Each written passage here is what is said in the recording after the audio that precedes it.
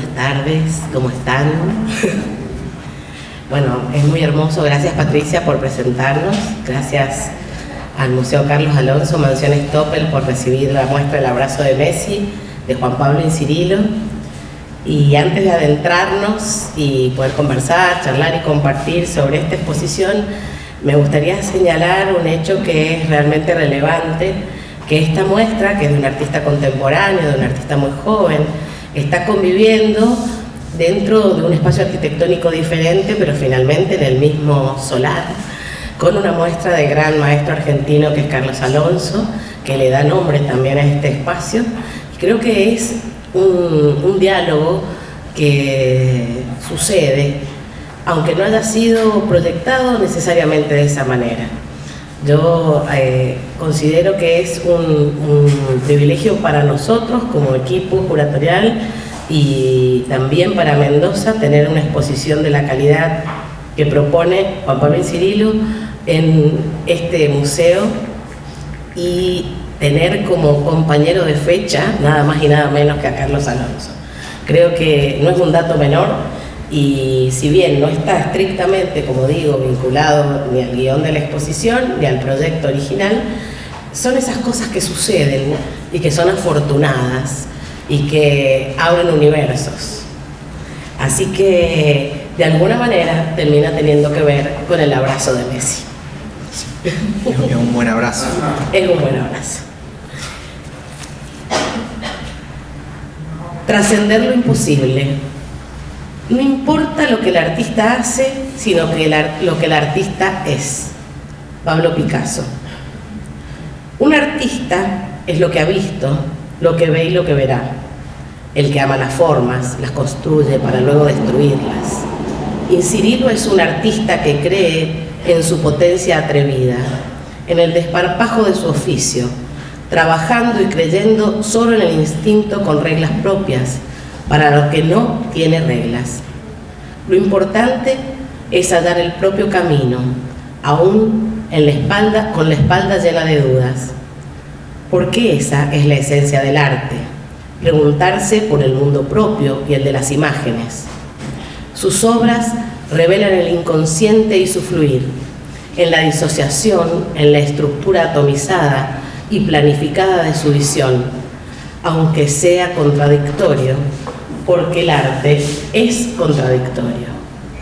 Así inicia su texto maravilloso nuestro compañero de equipo, Egar Murillo, que hoy no nos puede acompañar, pero me parecía realmente muy importante iniciar este encuentro, este abrazo de Messi, repitiendo sus palabras. Los invito a que lean su texto, está disponible en las salas y está también disponible aquí antes de ingresar a la sala que nos recibe con una pregunta. ¿Soñaste ser el ídolo del póster? Pero bueno, de eso vamos a hablar enseguida. Estamos aquí con Juan Pablo Incirilo, reencontrándonos después de 11 años en este abrazo, en esta celebración resuelta en una exposición. Hace 11 años atrás tuve el enorme gusto de que este jovencísimo Juan Pablo Incirilo, si ahora es joven, imagínense entonces, llegara a un espacio que tuve durante 13 años que se llamó Diagonal, espacio de arte, donde pasaron muchas cosas interesantes. Y en aquel entonces trabajábamos con un artista muy reconocido de nuestro país, un gran maestro que es Eduardo Medici. Y bueno, y Juan Pablo fue asistente un ratito en una de las clínicas. Y después de las cosas interesantes que pasaron en ese contexto, vino un día con una propuesta. Quiero hacer una exposición y me gustaría que vos y Egar Murillo fueran los curadores. Bueno, esa exposición se llamó La Marcha de las Alergias. Y fue una muestra muy disruptiva para lo que venía pasando en la provincia de Mendoza, porque se presentó también con algunas características a las que se refería Egar en este inicio del texto, con desparpajo, con determinación, con una intención. Pasaron 11 años y en enero del 2021 recibo un WhatsApp. Habían cambiado las cosas en 11 años. Y Juan Pablo, a quien habíamos visto esporádicamente, reaparece y nos dice: quiero hacer otra exposición acá en Mendoza.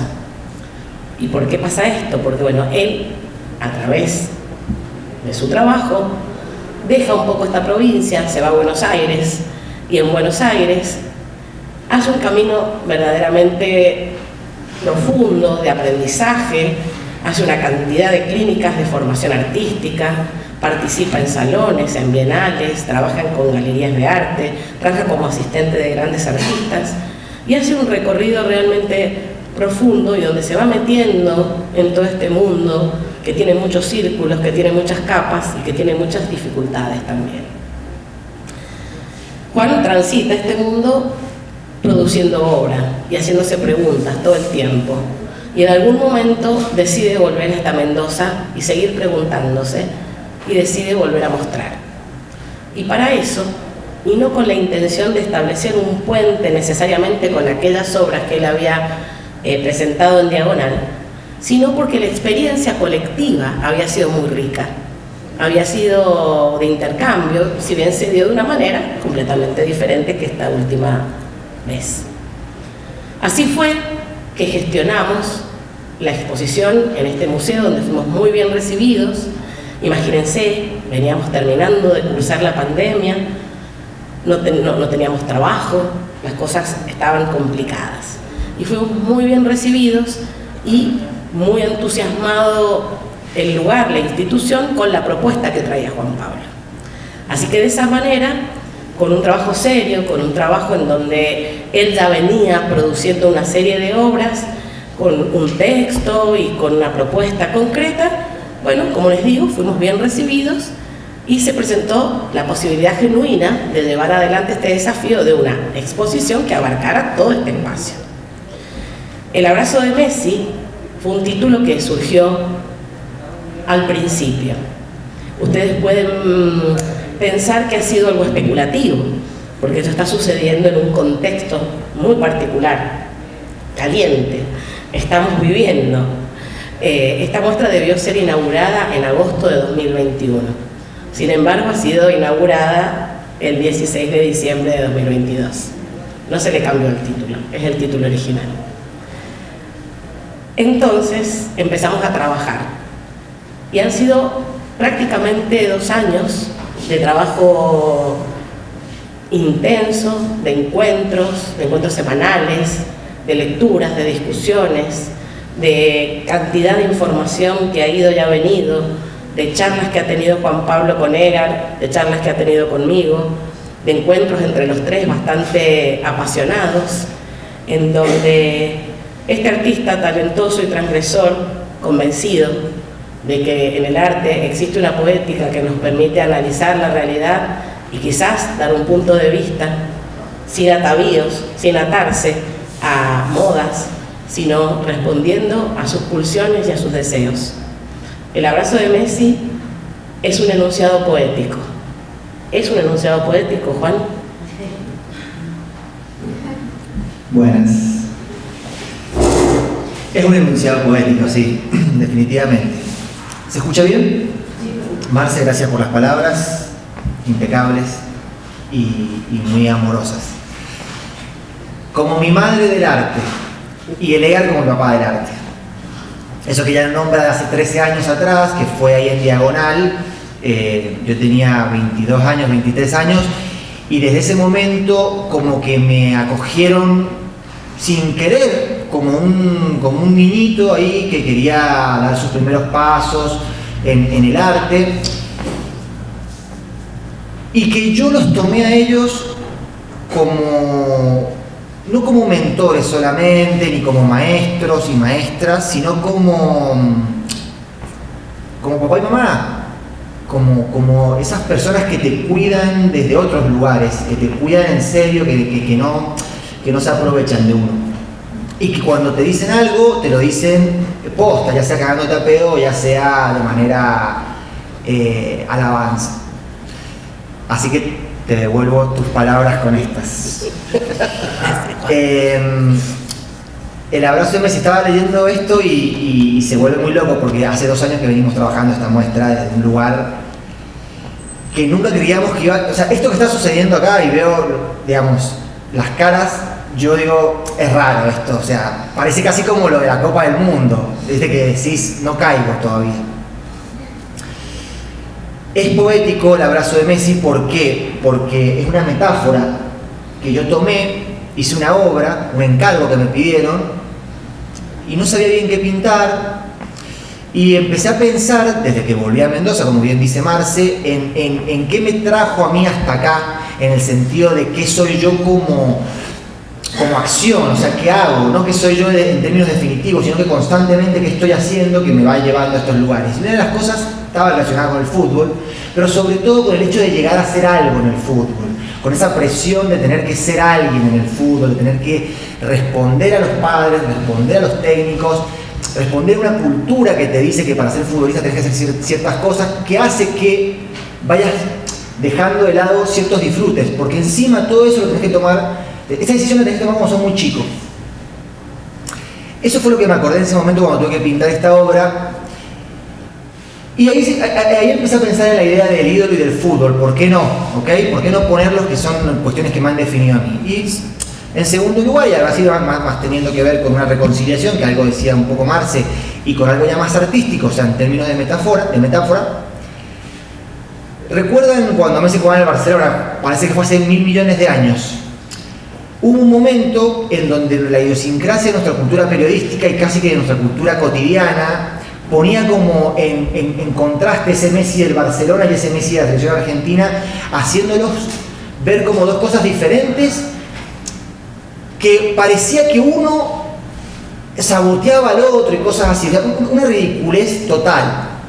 Para quienes hemos jugado al fútbol, para quienes hemos estado cerca del deporte, sabemos lo que es estar en un camarín, sabemos lo que es perder finales, sabemos lo que es perder. A mí lo que me gustaba de esa situación que se daba era, como Marce puso en este texto principal que presentamos como proyecto, dar vuelta a eso. Y ahí arranca el abrazo de Messi. Entonces, esa pintura de la que les estoy diciendo, que hace unos 2 años y medio o más, eran 2 Messis, uno con la camiseta del Barcelona, uno con la camiseta de la selección argentina, abrazándose. 2 cosas que son lo mismo, pero que parecía que la cultura ponía como en contra. Al mismo tiempo, ese gesto de reconciliación y de amor, digamos, tenía que ver con mi propia vida, volver a Mendoza, volver a reencontrarme con cosas de acá y volver a reencontrarme con una manera de producir. En el arte, todavía tal vez no estamos hablando puntualmente de cosas o de categorías artísticas, tal vez sí, pero si uno ve toda mi producción de Buenos Aires, es muy diferente a la que yo hice antes de irme de acá y a la que hice cuando volví acá. Y en una charla, hablando con Marcelo y con Edgar, yo les contaba que acá soy. Es extraño decirlo, pero ¿será que cuando uno juega de local, siguiendo con las metáforas futbolísticas, se siente más cómodo, no?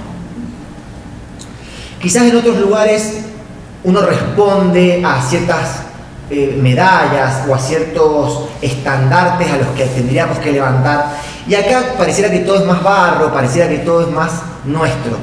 Una vuelta mi hermano hizo un cuento sobre eso, no por mí, pero que contaba eso, ¿no? Como que estar con los suyos. Esa reconciliación que está metaforiada, por así decirlo, no sé. Metaforizada. Esa situación que está metaforizada, que estábamos hablando de 2 Messis, que no lo eran, que era uno, también me sucedía a mí. Era como 2 Juanes que no eran 2, era uno, era el mismo, con muchas películas arriba nada más. Entonces el abrazo de Messi arranca como una reconciliación, o sea, ya esta muestra arranca como un gesto amoroso, como un gesto de vincularse desde el amor y no desde la guerra y no desde el odio o desde el contraste. Marce y Edgar, que trabajamos juntos, como bien decía Marce, hace 13 años, y ahora volvimos a hacerlo, fueron como ese equipo, ¿no? Siguiendo con las metáforas del fútbol, porque creo que está bueno el contexto para hacerlas. Y ese equipo es el que lleva y el que logra que todo esto se dé. Y cuando digo este equipo es el cercano, pero lo dije en la presentación cuando fue la muestra, todo el equipo del museo, ahora estoy viendo a Renzo, ¿viste? Que no sé por qué siempre lo vuelvo loco a él, Ale y Patricia, para que algo suceda se tienen que dar muchas cosas, y para que Messi salga campeón también se tienen que dar muchas cosas. O sea, alguien tiene que atajar penales. Entonces, el abrazo de Messi pretende, y acá sí hay una pretensión, mostrar quizás o poner sobre la mesa la idea de colectividad. Porque para un abrazo se requieren 2 personas, punto número 1. Porque si no, no se puede. Entonces, hoy, que después del Mundial, que como dice Marcela, azarosamente se dio que inauguramos justo para la final, o sea, mejor escenario no había, hoy ha quedado clarísimo que la idea de equipo y de colectividad es muy importante. Entonces, lo que primero que quería decir, y acá termino con esta primera parte, por así decirlo, es que el abrazo de Messi es una reconciliación y que pretende la colectividad. Y que pretende mostrar de que para poder hacer cosas como estas, que están tan buenas, que para mí es buenísimo, se requiere de un equipo que te lo lleve, que te ayude. Así que sí es poético, porque la poesía, que es arte y que es metáfora, lo que trata de hacer es en esos momentos en los cuales no sabemos si estamos alegres o tristes o lo que fuese y decimos, ¿y ahora qué? Nos damos cuenta que hay gente que también ha pasado por lo mismo y que está para ayudarnos en eso. Así que bienvenidas, porque todas son mujeres, y bienvenidos a algunos que están por ahí, al conversatorio del abrazo de Messi y a la muestra, bueno, que estamos inaugurando gracias también a Marcela y a Edgar Murillo, que no está con nosotros ahora en este momento, pero que está con nosotros en el corazón. Totalmente. Bueno, hay una obra, hay una historia, y la obra que podemos ver en esta oportunidad también es un recorte. Porque como transcurrió un montón de tiempo desde que Juan Pablo empezó a trabajar, nos vimos en esa situación que de alguna manera podríamos haber hecho 3 muestras quizás diferentes desde que este proyecto se inició. Una de las cosas muy interesantes es que hubo elementos muy móviles a través del tiempo, porque la producción fue retroalimentando la propia producción, pero hubo otros elementos que se sostuvieron y que se fueron resignificando y también profundizando. Hay algunas cosas que han sido muy entretenidas también, porque hay que decirlo, que a veces son simplemente semánticas, ¿no? Como cuando uno le dice al artista, estás profundizando, y él le dice, no, yo no estoy profundizando, porque a mí lo que me motiva es la cultura mainstream. La TV. La TV, la de los medios masivos de comunicación, la cultura de la cotidianeidad masificada, donde no hay un pensamiento crítico y de alguna manera vos sos como una especie de picadora de carne de lo que te llega y no tenés mucho tiempo para hacer una digestión. Te produce una indigestión constante, algo así. Pero bueno, hay cosas muy valiosas, que es el hecho de ir abriendo una serie de preguntas que abre la propia obra por lo que propone cada obra, y preguntas explícitas. Y hay una de las preguntas explícitas que nomina incluso una de los estamentos de la exposición, que es: ¿soñaste ser el ídolo del póster? Y sobre ese eje, sobre ese pilar, hay un montón de reflexiones que van a ir aconteciendo en la obra voluntariamente por parte del artista, y hay otras cosas que, bueno, con Edgar hemos ido analizando y observando a través del tiempo. Hay algunos conceptos generales en los cuales hemos coincidido rápidamente, que es, por ejemplo, la idea de un enorme collage. Es decir, la obra de Juan Pablo Incirilo tiene cualidades instalativas porque se puede desarrollar en un espacio transitable y habitable, pero que funciona de manera independiente, independiente cada obra, pero a la vez el conjunto adquiere una potencia por cómo convive una cosa con la otra. Esto, de alguna manera, yo creo, y vos nos dirás, Juan Pablo, si es así, si está relacionado con esto de soñar, ser el ídolo del póster, sumar cosas, tener aspiraciones, pensar que hay objetos que pueden resolvernos la vida. ¿Vos soñaste ser el ídolo del póster? La pregunta es para mí fundamental y es pilar de casi todo este trabajo, como decía Marce. ¿Soñaste ser el ídolo del póster? La respuesta es sí. La respuesta es sí. En el caso mío, yo soy un hombre blanco, criado en los 90, fines de los 90, principios del 2000, arranca mi juventud, en un barrio común y corriente, típico barrio peronista de Godoy Cruz, en donde tenía una familia que me posibilitó muchísimas cosas, pero que también tenía sus condicionamientos y que estaba la tele, y que estaba el fútbol, y que estaba el ser algo, el ser alguien. En mi caso, heterosexual también, cosas que hoy en día tienen un sentido a la hora de hablar de ser el ídolo del póster. Sí, yo quise ser el ídolo del póster muchas veces, quiero seguir siéndolo ahora. Esas cuestiones funcionan inconscientemente, no funcionan conscientemente, y lo que yo hago y lo que trato de hacer ahora a través de terapia y a través de muchísimas cuestiones es ir elaborando y que caiga. Yo lo hago quizás a través del arte, ¿no? Pero que caiga esa máscara, que caiga ese puesto número 1 que pareciera que era donde yo tenía que llegar. Voy a hablar de mí, no voy a generalizar.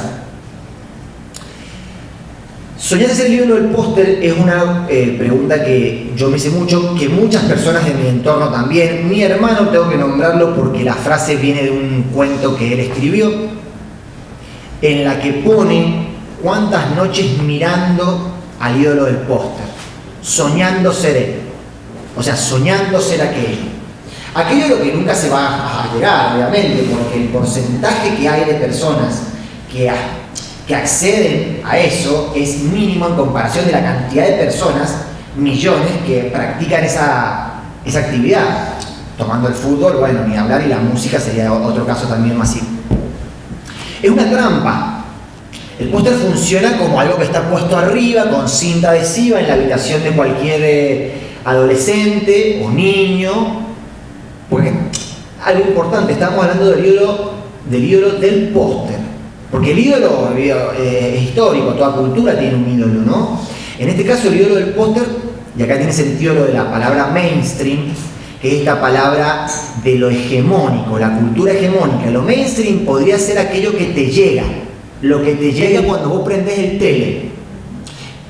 Hay una guía de canales que vos no elegiste, y hay una programación en esa guía de canales que vos no elegiste. Entonces de repente vos estás viendo fútbol y pasás y estás viendo una película, y pasás y estás viendo un noticiero, y todo lo que estás viendo es lo que te llega, lo que nos llega a casi cualquiera que puede acceder a un tele, en el caso de los teles. Después está todo lo otro, hablando de lo profundo, que es algo que uno va accediendo a medida que van pasando los años, o que se va metiendo en diferentes lugares, por ejemplo, a las lecturas filosóficas, a las lecturas de ciertas complejidades, al arte mismo, al arte contemporáneo. Eso no me llegó a mí, eso yo lo busqué. Lo pude buscar porque tuve herramientas. Esas herramientas a mí me las facilitó mi familia y el contexto en el que yo me manejé. Digo esto porque acá viene la ambigüedad del ídolo del póster. El ídolo del póster puede posibilitar, y posibilita de hecho, en muchos casos, porque es un lugar donde respaldarse, es un lugar también donde sentirse que hay respuestas a algo. Lo que ha sucedido últimamente con Messi lo dice, pero lo que ha sucedido en la historia misma con cualquier ídolo, incluso religioso. Pero también el ídolo sirve, sino que se puede meter como un problema, porque justamente como aspiramos a llegar a algo que es una fantasía, eso puede ser muy traumático. En mi caso lo fue, pero lo fue desde un lugar en el cual yo pude, con ciertas herramientas, solucionarlo a eso. Pero existen muchísimos otros casos, y yo he visto a muchísimos compañeros míos cuando yo jugaba con 12 años en gimnasia, pasarla muy mal, con padres que los cagaban no solamente a puteadas, les pegaban en un partido, estamos hablando de 12 años. Sigue pasando. Hay una exigencia que no tiene que ver con el ídolo puntualmente, tiene que ver con todo lo que hay detrás de ese póster, porque para que haya impreso un póster tiene que haber pasado muchas cosas. Porque a nadie le imprimen 1.000 millones de póster gratis. Significa que son un negocio, significa que son un interés, significa muchísimas cuestiones.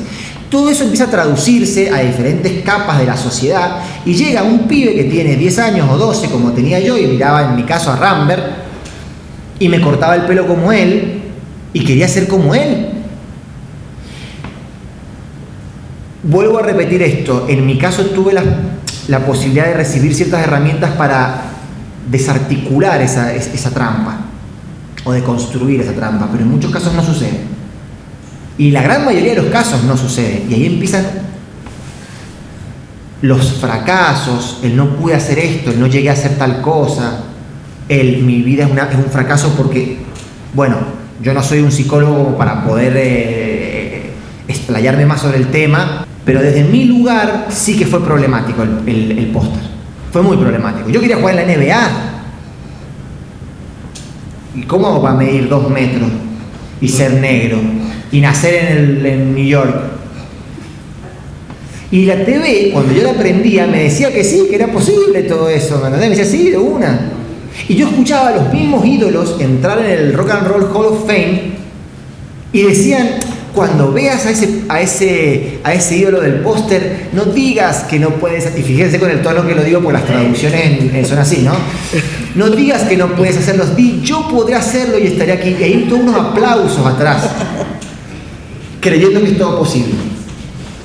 Las pinturas que vemos o las obras que vemos aquí, quizás directamente no tienen eso, capaz uno no ve ese trofeo, capaz uno no ve directamente a alguien reconocible de los que estamos charlando, pero sí tienen la oscuridad de todo aquello, porque hay muchos ojos, porque los ojos miran, porque uno mira y quiere ser mirado, y quieres que muchos ojos te miren, porque al ídolo del póster lo miran muchísimos ojos.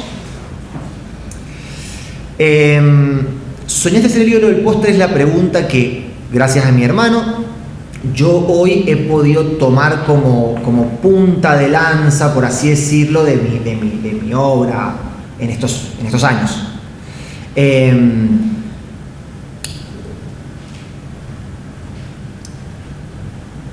Vuelvo a decir que me pasó a mí eso. Es importante. Me pasó a mí, que soy de un sector puntual y todo. Quizás existe la posibilidad que esto no sea general. Desde mis conocimientos, me animo a decir que sí. Desde mi campo, desde mi estudio de campo, me animo a decir que sí. Pero no quiero dejar tampoco que quede esto como que el ídolo ese es un villano tremendo. No. El ídolo es un pibe, una persona que salió, se puso a jugar al fútbol o a lo que sea, le fue muy bien y listo. Y chau. Quiero que quede claro que también posibilita e inspira eso, como decía al principio, porque inspira, pero hay un límite. Entonces, ¿soñaste ser el ídolo del póster? Sí, soñé ser el ídolo del póster, sigo soñándolo lamentablemente, pero bueno, y ahora con un bagaje que lo puedo elaborar, al punto que puedo tomar eso y hacer obra, y en otro momento tomaba eso y me deprimía.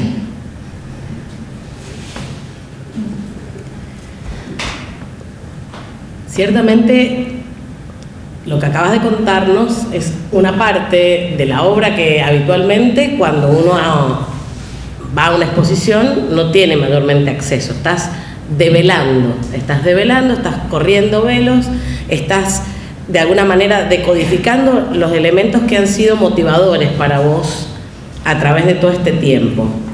Y eso que has comentado está vinculado a la vida social, a tu relación con determinadas cuestiones vinculadas a un mundo en donde no ha sido mencionado necesariamente el arte. Sí, ha sido mencionado como el espacio catalizador dentro de tus preocupaciones y ocupaciones a la hora de tenernos a todos aquí disfrutando del abrazo de Messi. Pero ¿qué pasa con todas esas otras motivaciones de las que vos sos susceptible, sos permeable y además sensible? Porque para quienes no conocen la obra de Juan Pablo en su etapa anterior, si bien él visitó imaginarios diversos y es muy capaz de entrar y salir con mucha conciencia de distintos imaginarios, Hay algunas obras que han sido muy icónicas dentro de su producción, como ha sido, por ejemplo, la representación de los superhéroes. Y particularmente Batman ha sido un personaje reiterativo y que ha visitado muchas de sus obras. Otras figuras vinculadas también a la cultura popular, por ejemplo, los monosabios, a quienes los ha puesto en situaciones realmente desopilantes en muchas oportunidades. Entonces, ¿cuál es para vos la relación que existe de alguna manera entre estas capas de sentido que empiezan a aparecer en tu obra, en donde se produce una relación tan profunda entre artistas como Neo Rauch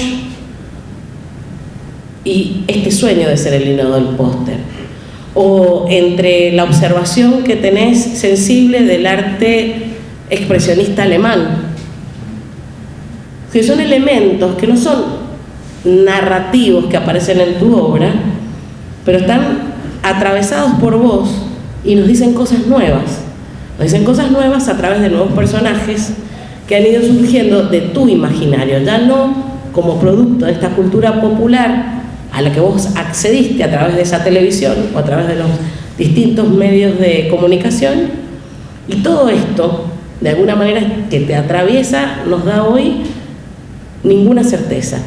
Nos pone en una situación de conflicto a los observadores, y si querés contarnos algo de este mundo motivador, que es complejo y que tiene distintas fuentes de motivación, justamente. Sí, las referencias son importantísimas. En el caso del arte, yo trato de ver mucho arte. Para empezar, constantemente veo arte, pero todo el tiempo tengo el celular viendo arte. Cuando estaba en Buenos Aires veía mucho en vivo también, porque recorría muchísima cantidad de muestras y de cosas que había para ver. Voy como por partes de lo que dijiste, empezando por el principio de los superhéroes. Los superhéroes o el mundo del cómic o el mundo de la fantasía tiene algo que ver con el ídolo. Lo que pasa es que ya va a un nivel de idealización todavía muchísimo más, al punto que ni siquiera existe. Porque si el póster de Messi gritando un gol es algo idealizado, un Batman ya es sumamente idealizado porque ni siquiera existe. Tomé a los superhéroes porque probablemente fue con lo que me crié, o la televisión. O sea, yo me crié con la TV, digamos, en un buen sentido me crié con la TV. Está Bin Laden allá arriba, que para mí es la TV. Claro. O sea, yo no tuve ningún familiar ni tampoco estuve en las torres. Yo lo vi en la TV, estaba por jugar al fútbol, tenía 12 o 13 años y apareció un villano que puso el mundo tirando las torres gemelas con unos aviones. Una situación de película. Y Bin Laden me resultó un canal más. Si cambiaba el canal aparecía Nickelodeon y si volvía aparecía Bin Laden. En uno estaba el malo de Nickelodeon, que podría haber sido alguno de, no se me ocurre alguna obra. Y después estaba la guerra de Bin Laden haciendo de malo según lo que me decían. La TV, los personajes, y acá Bin Laden en ese aspecto se transforma en un personaje, o Batman, o cualquiera, son aquellos que también de chico de alguna manera nos salvan como nos salva Messi. O sea, siguen representando lo mismo, nada más que con un nivel de imaginación todavía mucho más alto, un nivel de fantasía más alto que el que uno tiene a los 36. Cuando sos chico realmente crees que Batman es posible. Siempre a todos estos personajes los puse como los saqué de su lugar original, de su acción original. Batman siempre está salvando a alguien. Yo los quité de eso y los puse bailando, o los puse... Batman ha mostrado siempre, fíjense, una imagen de macho incluso. O sea, desde los músculos, desde la tecnología, desde salir a la noche, etcétera, etcétera. Yo lo puse con un tutú bailando 1000 veces. Y lo puse vendiendo drogas, un chabón que le vendía drogas a unos niños, y lo puse abrazando también a una geisha en su situación más hombre, justamente, ¿no? Pagando por ahí el servicio, qué sé yo, no sé si está bien dicho incluso eso, no me quiero meter en quilombos, pero sí. Quiero decir que está ahí, Pero para que perdón, pero creo que ahí un poco estás desmitificando a ese... Corriendo el Batman, que lo vemos siempre en esa situación de héroe, a un lugar de cotidianidad. De hecho, hoy hay me llegan a mí muchísimas publicaciones de Instagram realizadas por cualquier ilustrador que pone a muchos superhéroes. Acá tengo justo una que vi ahí. Por ejemplo, todos los superhéroes si viviesen en la India. Ya los colores serían distintos igual, ¿no? Porque el rojo y el amarillo y el azul. Entonces, de alguna manera, siempre ese personaje que estaba puesto para hacer algo, yo lo corría. Por ejemplo, saquemos a Batman, el hombre lobo. Otro personaje que he utilizado muchísimo. Lo he puesto ganando un torneo de bowling. Lo he puesto dándole la mano a un astronauta en un momento en el que están asesinando a un astronauta. Lo he puesto como un retrato del hombre lobo, así, bien serio. Y otro personaje más que acabo de nombrar, el astronauta, que lo he usado muchísimas veces. Fíjense a lo que aspira alguien como yo, ¿me entendés? Criado en los 90, ser un astronauta. Hay una película hace muy poquito que el pibe se pone un traje de astronauta porque es el héroe el astronauta. O sea, Toy Story, el vaquero de los 50, el actual es el astronauta. Es, fíjate, llegar a ser alguien que te reconocen. O sea, porque a Batman también, porque al astronauta también. Sin embargo, todos tienen como una máscara. Entonces me fui dando cuenta con los años. Hay algo que está oculto ahí. Un día, año 2012, decidí matar al astronauta. Y hay un cuadro, y a partir de ese cuadro nunca más volví a pintarlo, que se llama El asesinato de Sonny Bennett, porque es un título como estos títulos que me gustan a mí, y era Batman matando a un astronauta y el hombre lobo sosteniéndole la mano, como en un gesto de perdón que te tenga que matar, pero te tengo que matar para darle lugar a otras cosas. Y yo creo que a partir de ese momento empezó a aparecer lo que terminó acá, siguiendo con la pregunta tuya. A partir de ese momento en el que desaparecen también lugares de comodidad, porque yo vendía esa obra como pan caliente, la exponía en diferentes lugares, o sea que era un lugar de comodidad para mí, dejé de lado eso para meterme en un lugar de incomodidad, para decir, bueno, pero esto ya me cansó, seguramente por la edad, por lo que fuese, me cansó, vamos a otra cosa. Y ahí empezó una crisis eterna, de la que se cumplen 10 años, que está resuelta con esta muestra. Está resuelta. Ok, está resuelta, no quiere decir que no aparezca otra, pero está resuelta porque, y tiene que ver con lo del abrazo también. Entonces, a partir de ese momento, ya mis preguntas para el arte y para conmigo como artista, ya mis referencias, ya mis discursos empezaron a cambiar. Porque empecé también a relacionarme con muchísima gente, porque empecé a ver otras cosas que no veía, lo cual te hace ver otras cosas más.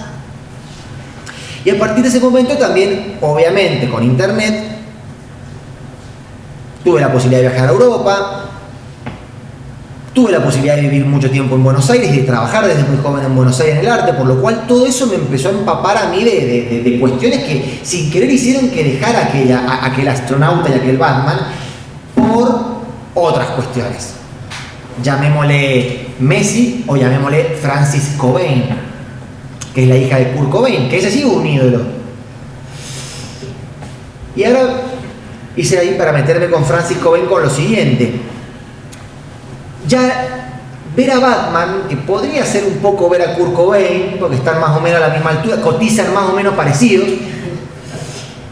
me interesaba ver, pero a ver qué pasa con los que están al lado de estos tipos, porque yo siempre pensaba, ¿y Batman qué onda? Después está solo, ¿y qué hace? ¿Y va a comerse una hamburguesa?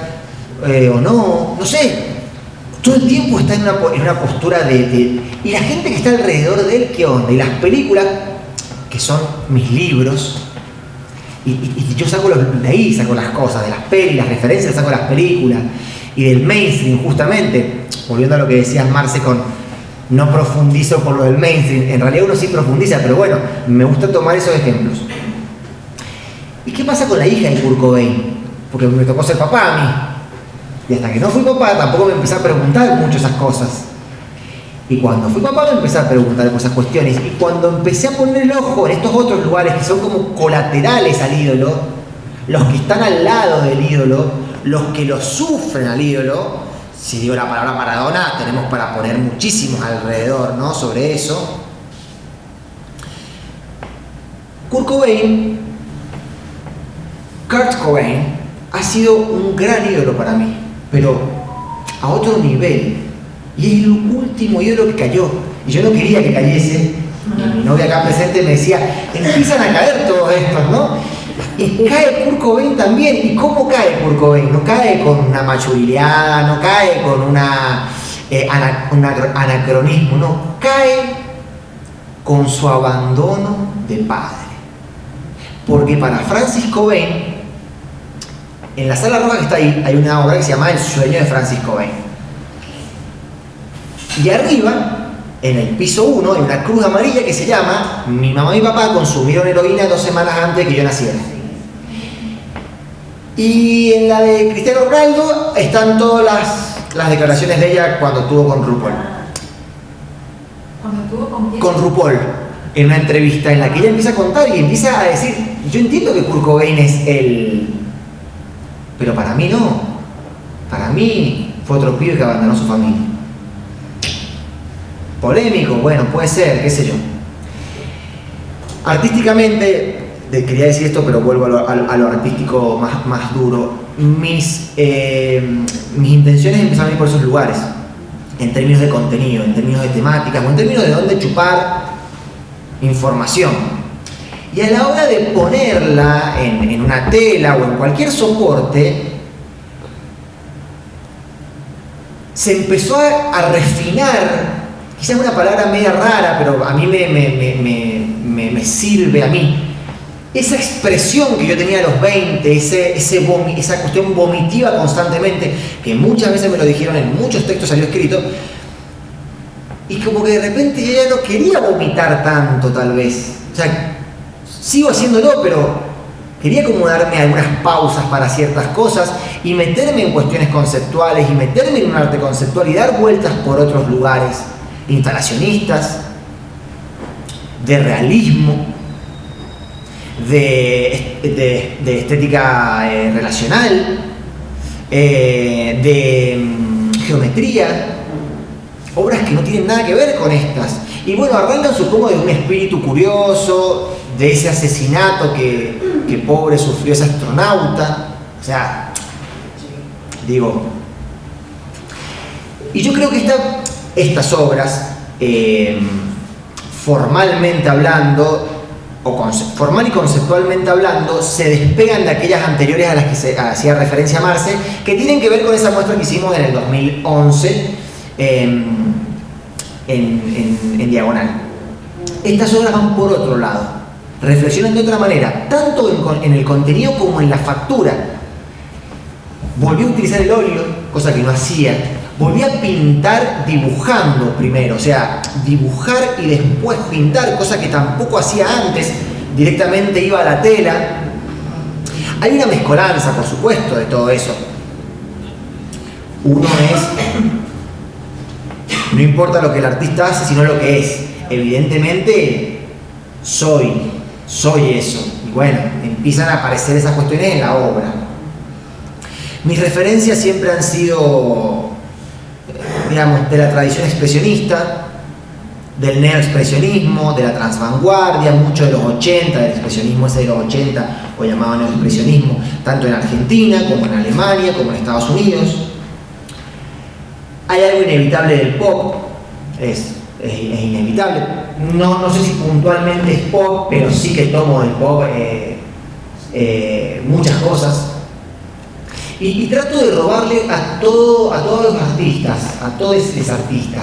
¿Por qué? Porque de repente mi cabeza funciona un poco así. Veo algo en una obra que me gusta, que no necesariamente tiene que ser la obra, puede ser un detalle, puede ser una pincelada, puede ser una composición, puede ser un color, puede ser una manera de poner un gesto. Y lo robo.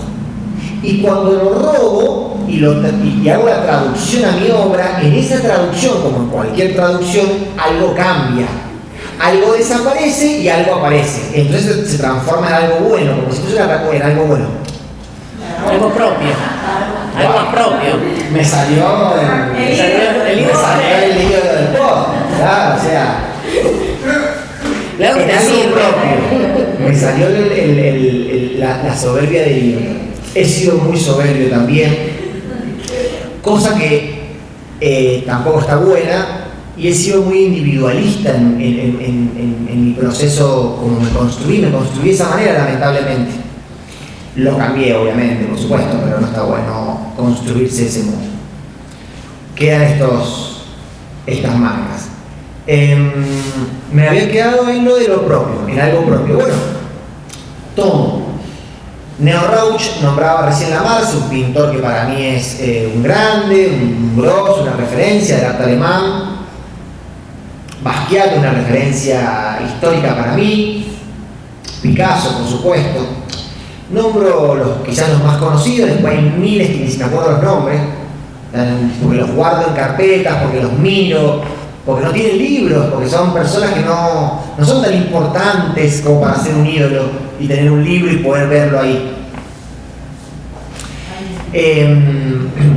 Pero bueno, creo que un poco con eso contesto la pregunta. Muchas gracias. Bueno, yo creo que vamos a ir redondeando ya sobre el final de este encuentro y a mí me interesaría mucho y creo que sería también interesante para quienes nos acompañan hablar un poquito de la dimensión realista que tiene tu obra. Okay. Que me parece realmente algo muy interesante por toda la carga que conocemos quienes te hemos acompañado durante la elaboración de estas obras. Hemos tenido ese privilegio, ¿no? El artista cuando está en etapa de producción desnuda aquellas cosas que lo inquietan. Y esa es una de las maravillas de este trabajo, que es muy estimulante. Entonces me interesaría eso, que pudieras hablarnos de la dimensión realista y también de algo que vos quizás no lo enuncias de esa manera, pero tanto Edgar como yo lo leemos y lo hemos conversado con vos, que es la dimensión política.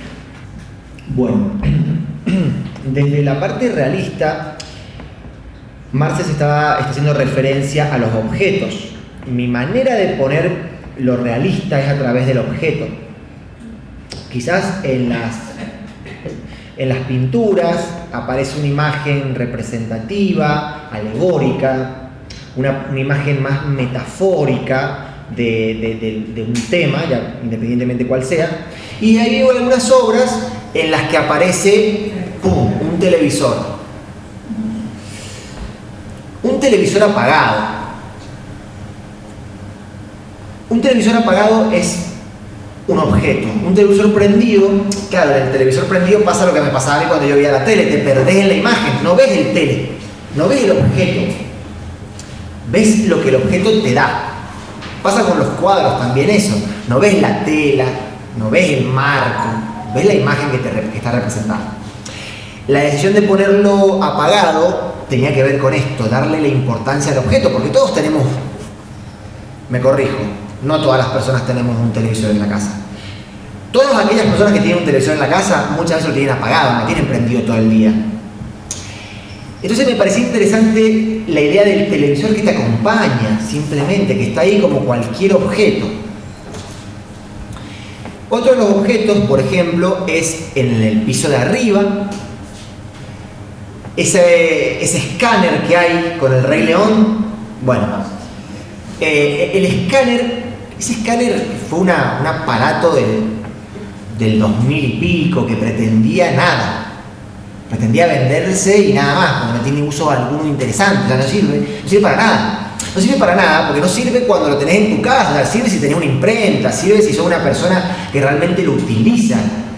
pero tenerlo en tu casa y ser es aspiracional, es querer tener la lámina traída del Museo del Louvre, o es querer tener, no importa, el objeto de cada, es querer tener algo que, aquí vamos a usar un escáner, de pedo uno usa una impresora.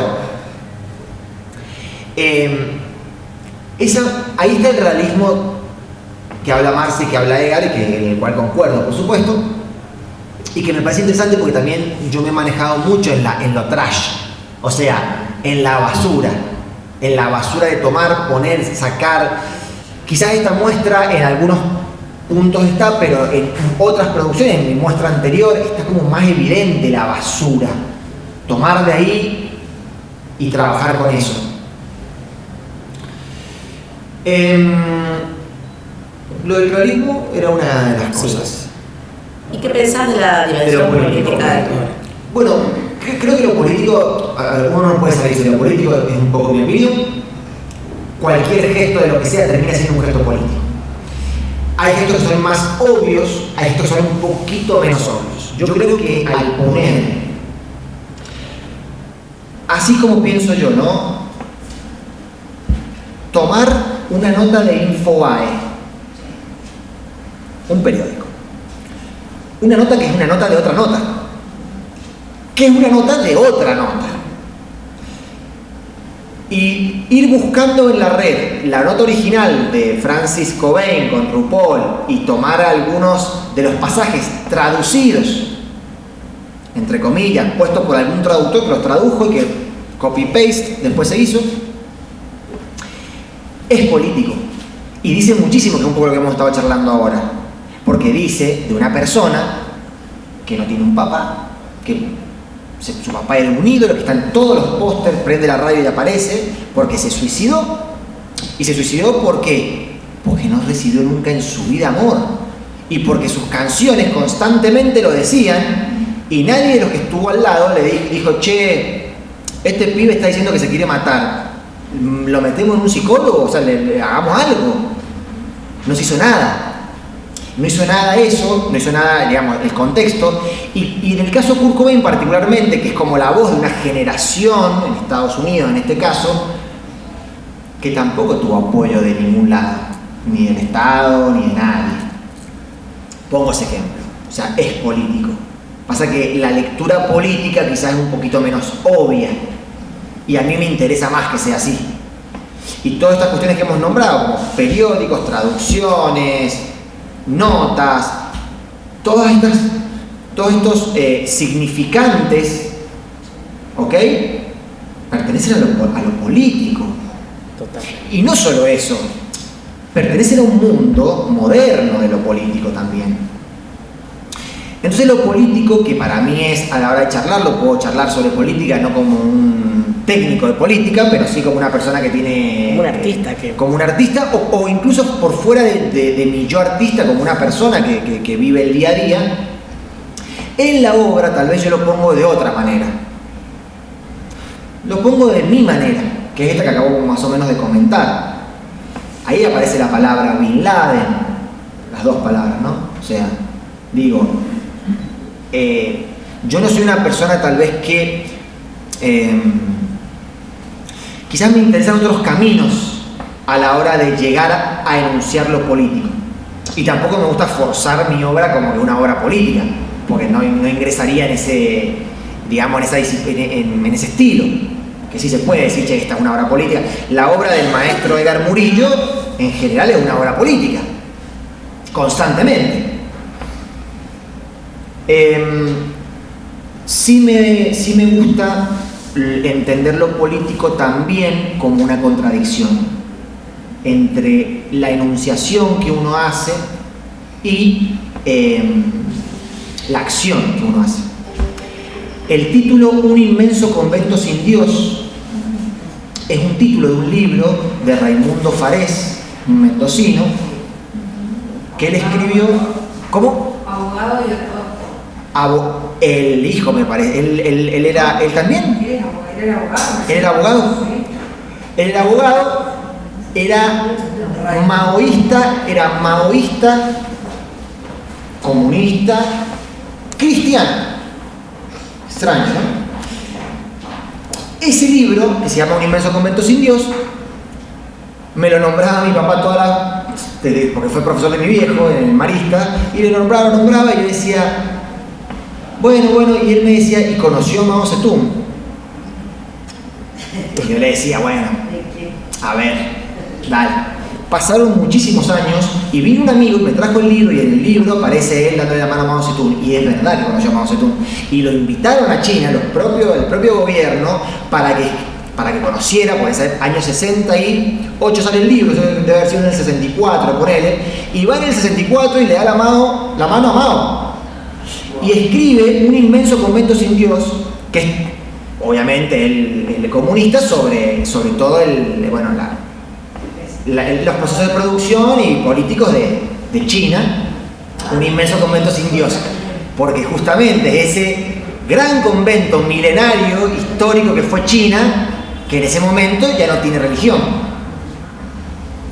O sea que lo político sí aparece, lo que pasa es que aparece desde otros lugares.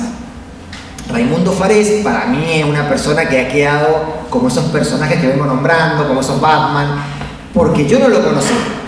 Y mi viejo me lo contaba como una especie de superhéroe, porque lo admiraba a mi papá, y como yo admiro a mi papá, la cadenita, ¿no? El tipo, no sé, qué sé yo. En fin, no hablemos más de eso. Quiero decir, está. La creación no ha terminado todavía, es un título de otro libro.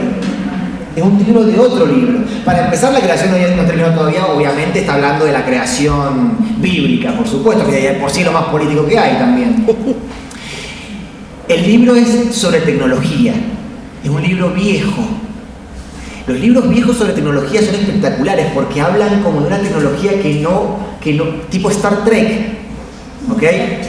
Entonces la dimensión política sí que está, tal vez yo no la enuncio, como bien dice Marce, pero está. Y la dimensión realista, bueno, la trabajo desde estos lugares, tal vez más con el objeto, o con la palabra, como aparece Bin Laden, o como aparecen estos textos, esos fragmentos de la entrevista a Francis Bacon. A Francis Bacon no, a Francis Cobain, se parece, es cacofónico. Bueno, yo creo que podríamos quedarnos unas cuantas horas escuchando a Juan Pablo y a su universo tan rico y tan arbóreo, porque cada cosa va llevando a otra y tiene esta capacidad discursiva donde es sutil la lectura que él hace de las cosas que lo convocan, que lo motivan y que lo provocan. Así es de provocativa su obra también, ¿no? Creo que para terminar no podemos dejar de mencionar el guiño que me parece sumamente inteligente e interesante dentro de su obra, que es el sentido del humor, la ironía, que es una manera también quizás de canalizar y catalizar todas estas cosas tan densas que hemos venido hablando, donde se ponen tantas expectativas, pero donde Juan Pablo no da puntadas sin hilo, porque nos hace reír pero nos deja sin respirar. A mí me gustaría que, como para cerrar, y antes de leer unas breves palabras también del texto de Egas como despedida, nos cuentes un poco de tus robots. Los robots. Faltaba tocar ese tema de una.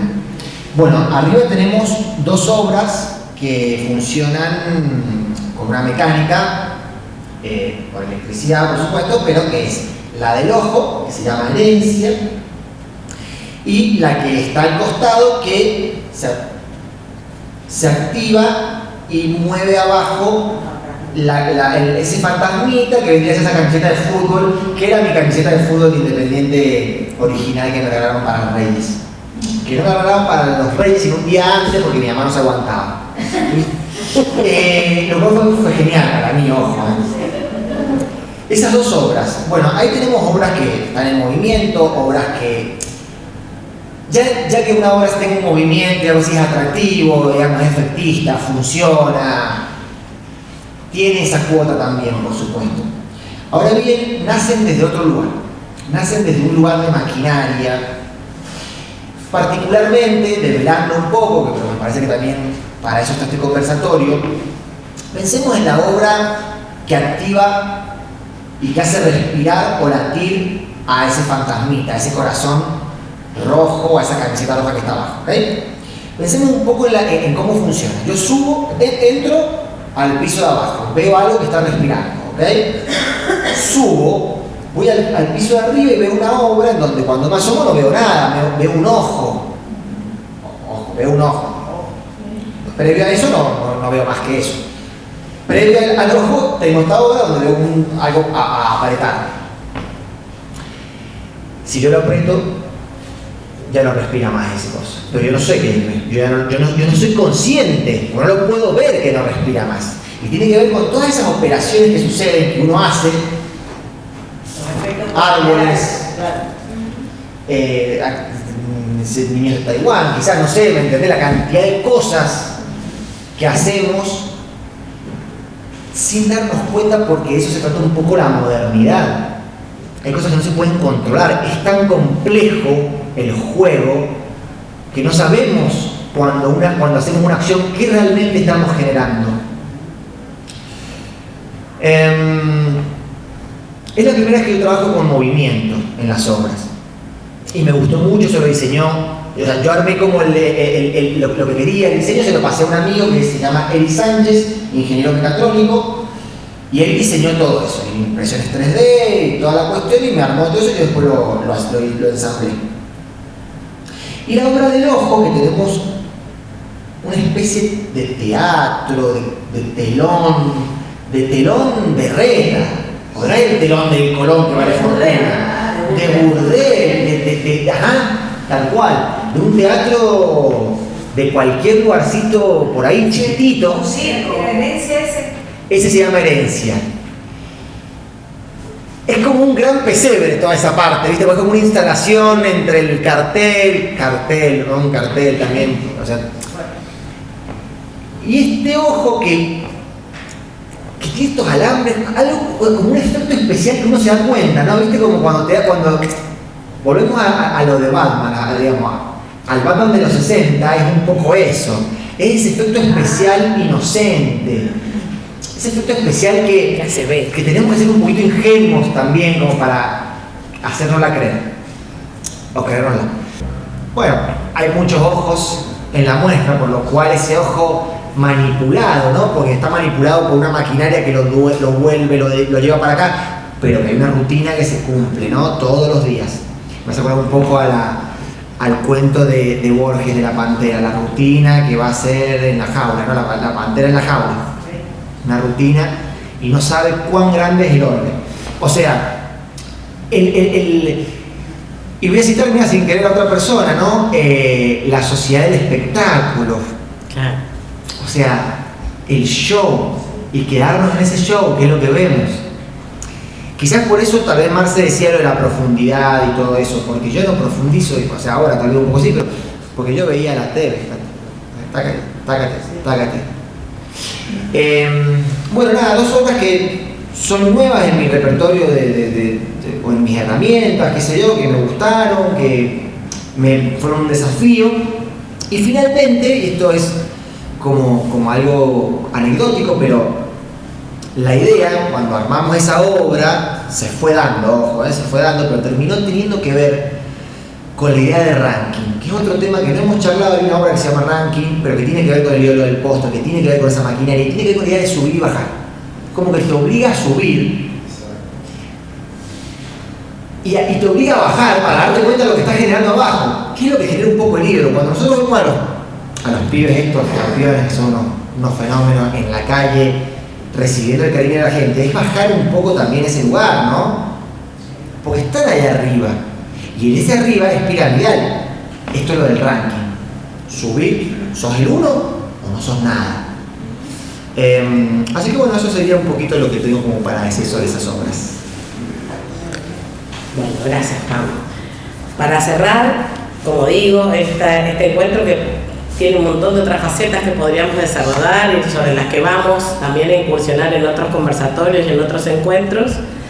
Creo que una de las instancias valiosas de esta exposición es justamente que no hay certezas, que hay un montón de aperturas y de posibilidades. Lo que ha hecho hoy Juan es develarnos, como dije recién, algunos de los elementos que motivan y que están por detrás de sus obras, pero de ninguna manera todo lo que nos ha contado hoy ilustra nada.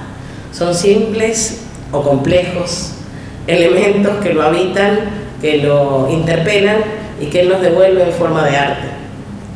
Sátira del dispositivo artístico, se activa automáticamente, la obra no se termina, tiene final abierto, es obra contemporánea, la racional estructura fuerza la lógica en Cirilo, boicotea todos los sentidos, triunfo lingüístico, otra vez el collage físico y mental, el ídolo del póster, mira a los que quieren triunfar, pero está mudo y absorto en el nuevo mundo virtual, nueva oreja necesaria para seguir sus pasos.